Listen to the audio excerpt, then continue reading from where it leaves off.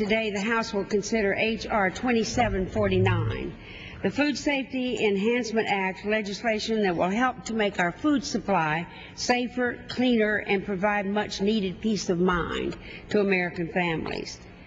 Too often recently we have watched horrible news reports showing stories of Americans who have become terribly sick or have died from eating the same simple foods that we take for granted and consume every day.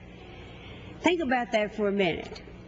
Our country, one of the wealthiest in the world with the most bountiful food supply and endless choices for consumers, has been in the grip of a food panic that shows no signs of easing up. Peanut butter, spinach, cookie dough, beef, tomatoes, sprouts, pistachios every day. It seems like it is something new. And we know that every year 76 million Americans are sickened from consuming contaminated food, and 5,000 of those persons die. This issue has probably touched every one of us in some way. In too many cases, they are not random, unpredictable events, but widespread and systematic, and sadly, they are also preventable. They come about because of flaws in our food safety system.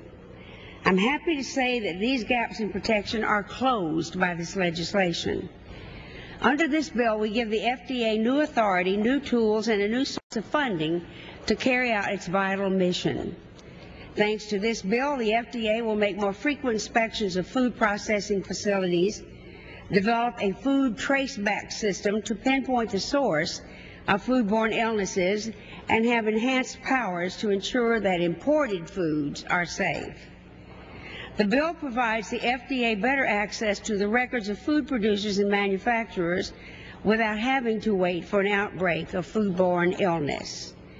The bill provides strong, flexible enforcement tools, and importantly, it strengthens penalties imposed on food facilities that fail to comply with safety requirements. We require food facilities to have safety plans in place to identify and mitigate hazards, one of the best ways to make an immediate improvement to food safety. The legislation before us is bipartisan, and I think it is safe to say it will fundamentally change the way we protect the safety of our food supply. It's worth noting the bill was approved by the Energy and Commerce Committee back on June 17th by voice vote. That's how broad the support was. And we know this bill enjoys a lot of support from all members. It received 280 votes yesterday, including 50 Republican votes that I'm happy to have, and very confident that the bill will enjoy the same level of support today.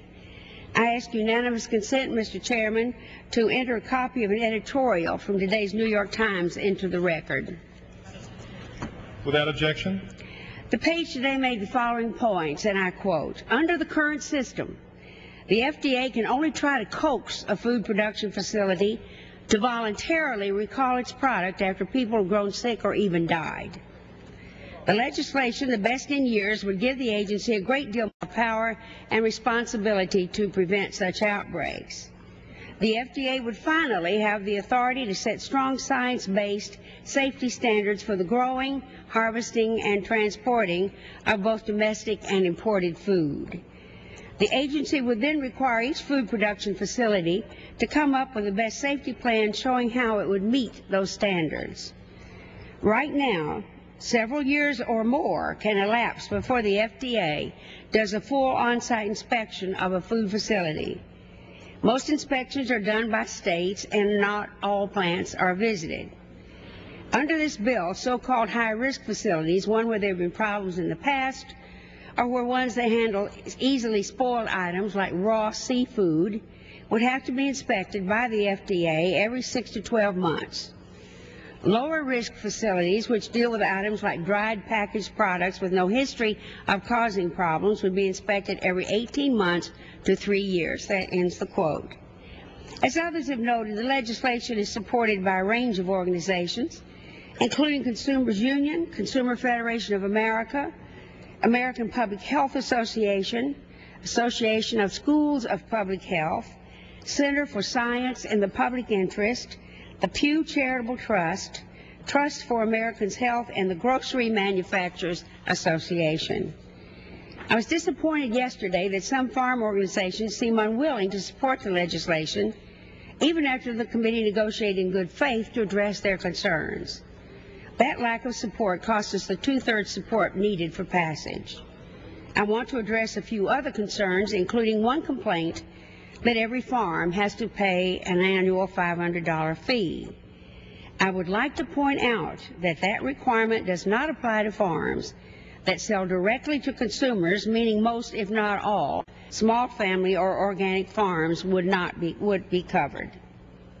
Another concern centered on what the bill would mean to small organic farmers and whether the larger FDA power would interfere with their operations. The bill specifically says the FDA can only issue standards for the riskiest products, and the FDA is also directed to take into consideration the impact on small-scale and diversified farms and on wildlife habitat, conservation practices, watershed protection efforts, and organic production methods. And yet another issue centered on whether confidential farm records might be disclosed by the FDA to others. In fact, the only new records that the FDA can have access to relate only to fresh produce, for which the FDA has issued a safety standard or that is the subject of an active investigation of a food-borne illness outbreak. It is my hope that the small farmers in my district in upstate New York and elsewhere see this bill as a positive step forward in improving safety.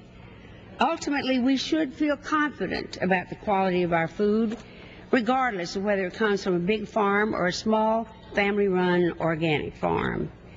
Let me touch on one other issue as well.